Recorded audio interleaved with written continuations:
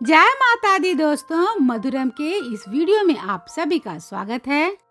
आज के वीडियो में हम जानेंगे कि इस साल आषाढ़ गुप्त नवरात्रि कब है, शुभ मुहूर्त, पूजा विधि और साथ में जानेंगे कि नवरात्रि में दुर्गा माता के उन स्वरूपों के बारे में जिनकी पूजा की जाती है।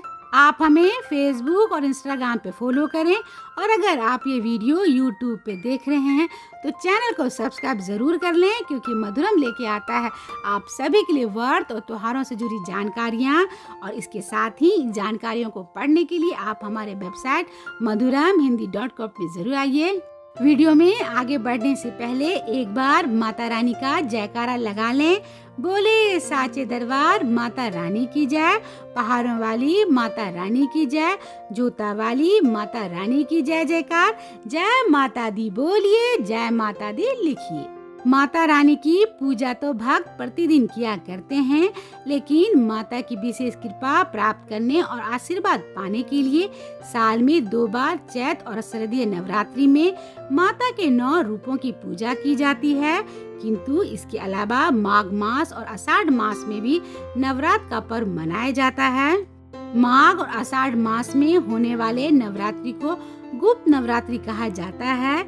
इस गुप्त नवरात्रि में दुर्गा माँ की 10 महाविद्याओं की पूजा और आराधना की जाती है।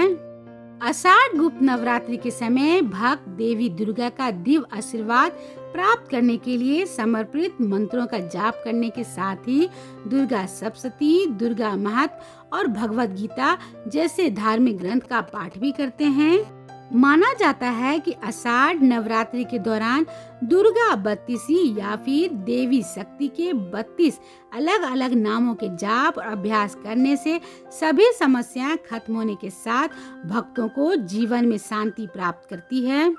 तो चलिए पहले हम जान लेते हैं कि आखिर क्या अंतर है प्रकट नवरात्रि और गुप्त नवरात्रि में। चैत नवरात्रि और आश्विन माह में मनाई जाने वाली नवरात्रि को प्रकट, उदय, प्रमुख और बड़ी नवरात्रि कहा जाता है, तो वहीं माघ आषाढ़ माह में मनाई जाने वाली नवरात्रि को गुप्त नवरात्रि कहलाती है। प्रकट और उदय नवरात्रि की पूजा मंदिरों के साथ साथ घरों में, पंडाल जैसे सार्वजनिक जगहों में दुर्गा माता की पूजा होती है और इस नवरात्रि की पूजा हर कोई व्यक्ति या भक्त करते हैं।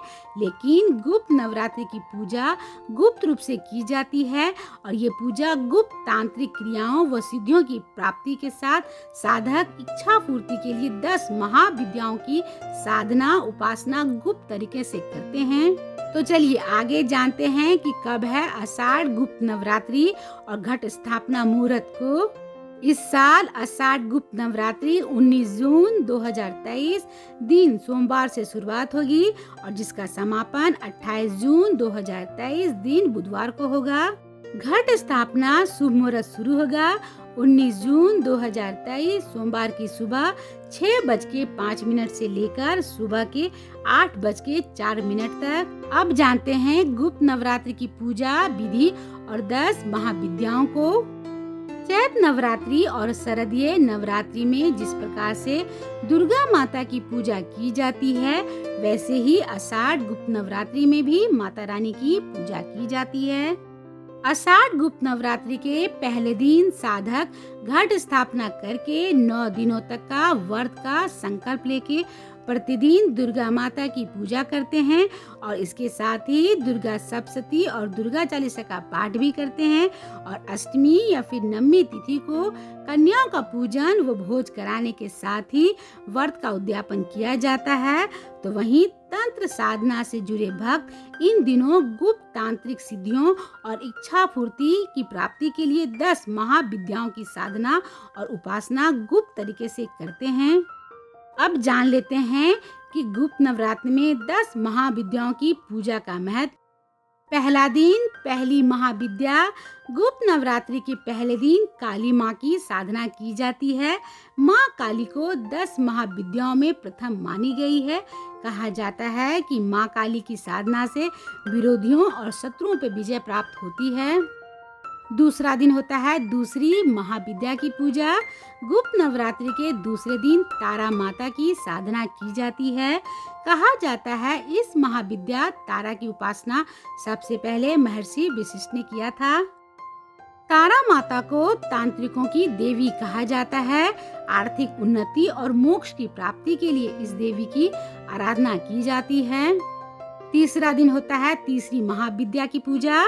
तीसरी महाविद्या माता त्रिपुरा सुंदरी है, जिसकी तीसरे दिन साधना की जाती है।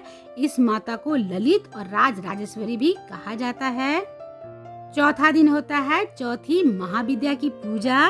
गुप्त नवरात्रि के चौथे दिन माता भुवनेश्वरी की साधना की जाती है। इस माता की साधना संतान सुख की इच्छा वाले दंपति के लिए फलदायक होता है। पांचवा दिन पांचवी महाविद्या की पूजा। गुप्त नवरात्रि के पांचवें दिन पूजा की जाती है माता छिन्नमस्ता की। माना जाता है अगर इस माता की साधना शांत मन से की जाए तो माता का स्वरूप शांत होता है, और अगर माता की साधना उग्र भाव से किया जाए तो माता की उग्र रूप के दर्शन होते हैं। छठवां दिन छठी महाविद्या की पूजा। गुप्त नवरात्रि के छठवें दिन त्रिपुरा भैरवी माता की साधना की जाती है। इस माता की साधना से जीवन के सभी बंधनों से मुक्ति मिलती है। सातवां दिन सातवीं महाविद्या की पूजा। गुप्त नवरात्रि के सातवें दिन माँ धूमावती महाविद्या की साधना की जाती है।